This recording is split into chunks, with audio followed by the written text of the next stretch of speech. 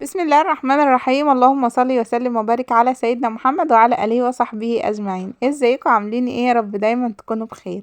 وحشتوني جدا جدا جدا اخواتي وحبايبي اللي بيسالوا عليا انت فين يا سموره. انا بشكركم جدا والحمد لله انا رجعت النهارده بعد فتره غياب برضو يعني داخله على الشهر ممكن، بس الحمد لله كانت فتره صعبه وعدت. النهارده راجعه لكم حبايبي بفيديو حلو قوي قوي. يعني بصوا بقى، بما ان الدنيا كلها غليت والاسعار راحت نار، انا راجعه النهارده بطريقه حلوه قوي للبانيه الاقتصادي. زي ما انتم شايفين عندي هنا كده ربع من صدور الفراخ المفروم، ربع كيلو. يعني انا جايبه فراخ وعاملاها كده مقسماها على قد الوجبات على قد افراد اسرتي. وبدات ان انا ايه زي ما انتم شايفين كده فرمت الصدور بتاعتها وقسمتها زي ما انتم شايفين كده في اكياس. طبعا الكيس ده حوالي 300 جرام. فانا النهارده حبيت ان انا اعمل معاكم وصفه البانيه الاقتصادي زي ما بعملها في بيتي.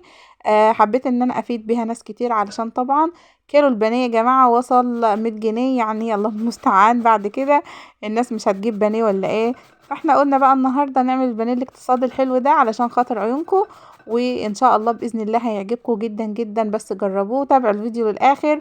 وقبل ما تتابعوا الفيديو للاخر ما تنسوش اللايك والشير والسبسكرايب، علشان طبعا يا جماعة يوصل لكم ان شاء الله كل الفيديوهات الجديدة. مبدئيا كده انا غسلت بصلتين حجمهم متوسط وبطاطساية زي ما شفتم. اول حاجة عملتها بشرت البصلتين وبشرت البطاطساية. دول بقى يا جماعة علشان نخلي البانيه بتاعنا اقتصادي. طبعا حد هيقول لي يا سمورة طب الاضافات دي؟ بصوا يا جماعة، جربوا الوصفة ان شاء الله زي ما انتم شايفينها كده، وباذن الله انا واثقة ومتأكدة ان هي هتنال اعجابكم. والاطفال بقى مش قادره اقول لكم، يعني هيبقوا مدمنين بانيه بعد كده.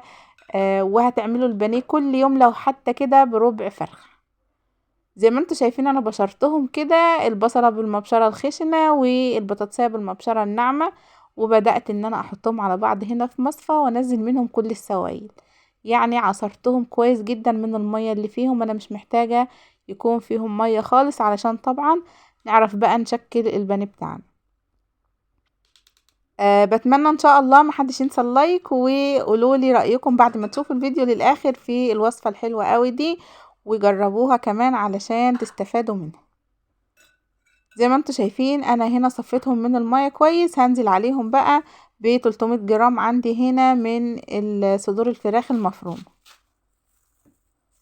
طبعا اسفة جدا على التأخير، زي ما قلت لكم يا جماعة والله كان غصب عني. وبشكر جدا جدا حبايبي واخواتي اللي سألوا عليا وبعتولي رسائل على فيديوهات مختلفة. انت فين يا سمورة؟ طمنينا عليكي، غايبة ليه؟ انا الحمد لله يا جماعة موجودة والله وفي نعمة من ربنا. بس كانت فترة صعبة كده في بيت العيلة، يعني في بيت زوجي، وما كنتش عارفة ان انا اصور خالص. زي ما انتوا شايفين انا هنا حطيت الفراخ مع البطاطس ومع البصل. طب هتتبلي ازاي؟ بصوا بقى، انا هحط كمون وفلفل اسود وبهارات فراخ، معلقة صغيرة من كل حاجة وشوية ملح. طب انا ما كترتش بهارات ليه؟ لان انا يا جماعة ان شاء الله هنعمل بقى الفيجيتار اللي احنا هنحمر بيه البانيه مع بعض دلوقتي حالا كده في البيت بمكونات اقتصادية برضه. يعني الفيديو النهاردة كله على بعضه كده اقتصادي، ده عشان خاطر عيونكم بس، وعلشان كمان الناس البسيطة اللي زي حالاتي كده نستفاد من بعض.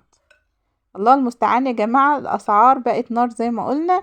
فاحنا بقى بنحاول الفترة الجاية دي ان شاء الله هتلاقوني بعمل كده ايه، كل حاجة بسيطة يعني على قدنا كده وعلى قد حالنا وعلى قد الحفنة نمد رجلين. طب انا هاخدهم كده كمان لفتين كده في الكبة علشان انعمهم وعلشان اعرف ان انا اشكلهم.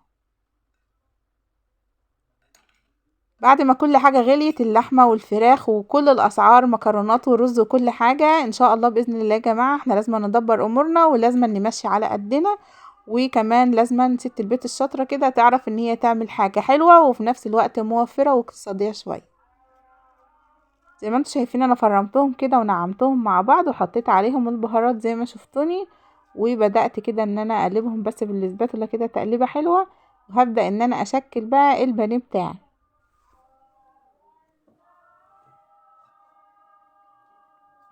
بانيه اقتصادي جدا يا جماعة. جنب مني هنا شوية مية صغيرين، هبدأ بس ان انا يعني ابل ايدي كده بلة صغيرة علشان يعني اعرف ان انا اشكل البانيه وما يلزقش في ايديا ويطلع من على ايدي كده بسهولة. طيب انا هشكله هنا بالشكل البانيه العادي اللي هو تقطيعة الصدر زي ما انتوا شايفين كده. هعملها زي ما بنقطع كده البانيه من الصدر بتاع الفرخة، بيكون بالشكل ده، اللي هي يعني واسعة من فوق ونازلة كده على ضيق يعني من تحت. يلا بقى بنقنع نفسنا ان ده كده ايه، شرايح بانيه كده متقطعة من صدور الفراخ. طبعا والله طعمها جميل جدا، ومش هتحسوا خالص بالبصل وبالبطاطس. وبالعكس كمان يا جماعة عايزة اقول لكم ان المكونات دي مدية لحم الفراخ ده بصوا طعم كده وتست عالي جدا.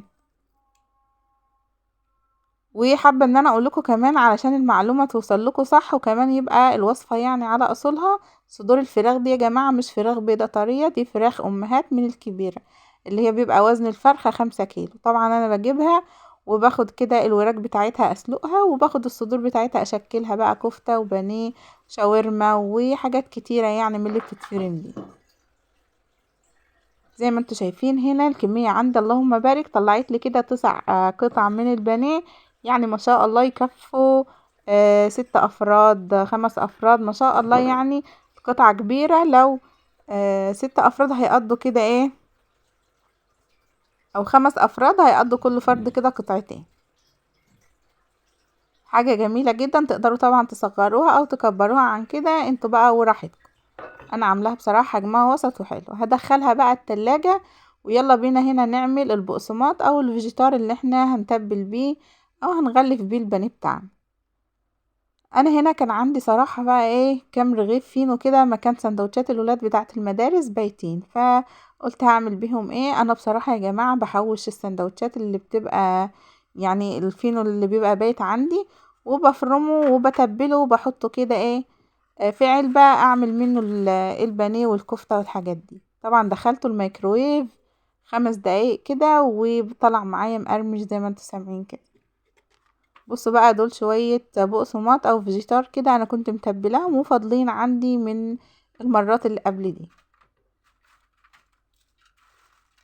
طبعا هحطهم هنا كده في الكبة بتاعة الكمون، ومكانها كمون كده زي ما انتوا شايفين، وهبدأ ان انا افرمهم وبعد كده اتبلهم.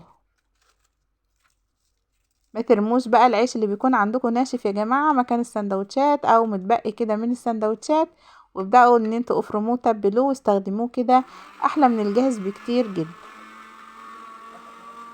ما شاء الله زي ما انتوا شايفين كده. انا طبعا خدتهم بقى شوية بشوية كده في المفرمة بتاعة الكمون، وهبدأ زي ما انتوا شايفين ان انا اخلص كل الكمية واتبلهم.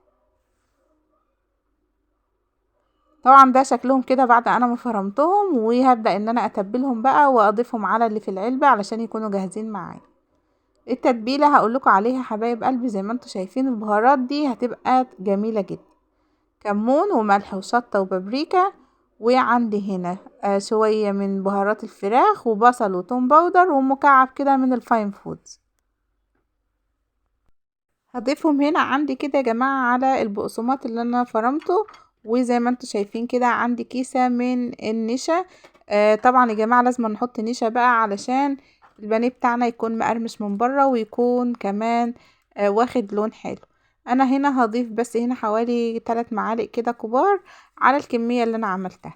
وبدأت ان انا اخلط كده وامزج البهارات عندي مع العيش اللي انا محمصاه وفرمته في الكبة بتاعة الكمون، وهقلبهم واغطيهم بقى في العلبة كده واسيبهم طبعا لحد ما اجي استخدمهم.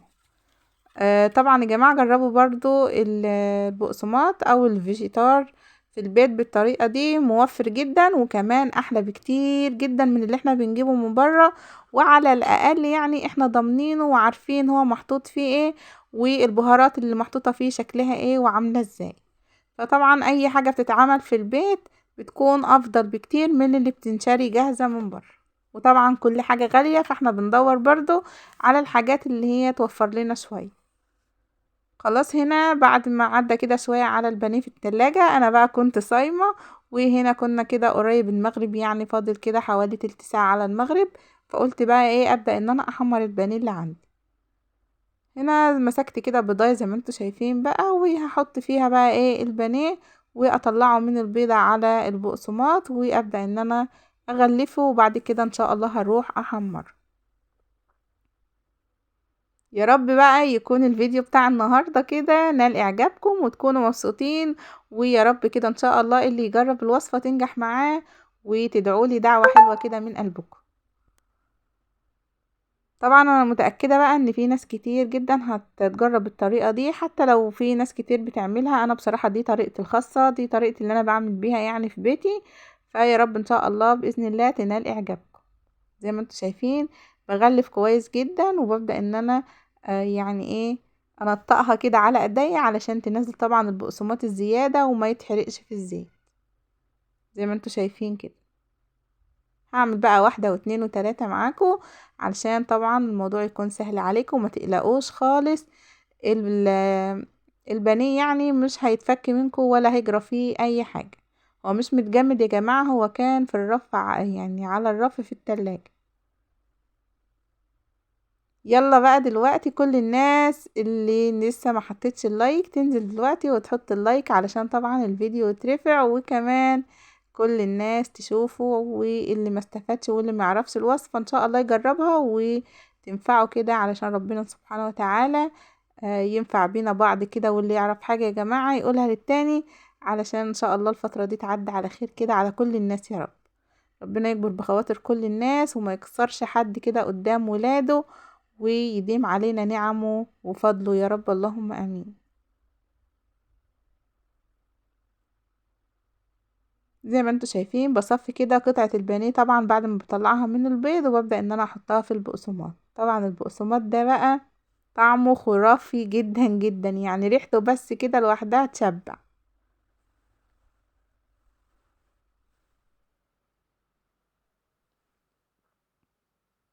تنطيقة حلوة كده بقى للبانيه على ايدينا قبل ما نحطه كده على الصينية، علشان البقسماط الزيادة ينزل من على البانيه وما يتحرقش في الزيت. نروح بقى على طاسة الزيت، هنا انا مسخناه ومهدية النار زي ما انتوا شايفين، علشان مش اول ما ننزل بالبانيه بتاعنا طبعا البقسماط يحمر وهو لسه من جوه مستواش. فانا مهدية الزيت هنا، يعني مخفضة النار كده للنص، وابدأ انزل بقطع البانيه زي ما انتوا شايفين كده، وما بقلبهاش غير لما ببدأ ان هي او اشوفها كده ان هي اتحمرت.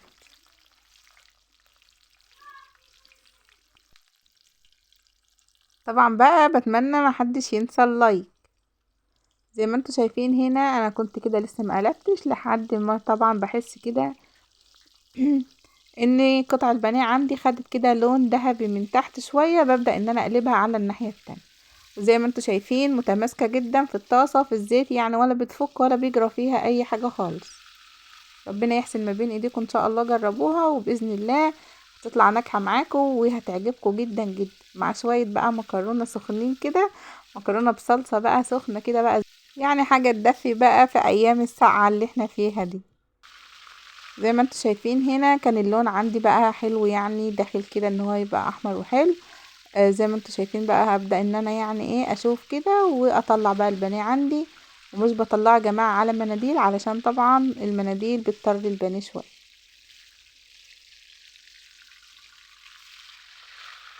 انا طبعا ماشية معاكم في الفيديو مش مسرعة ولا عاملة فيه اي حاجة، علشان تشوفوا الفيديو بالتفصيل، علشان طبعا دي فراخ مفرومة عشان ما تفكش من حد يعني.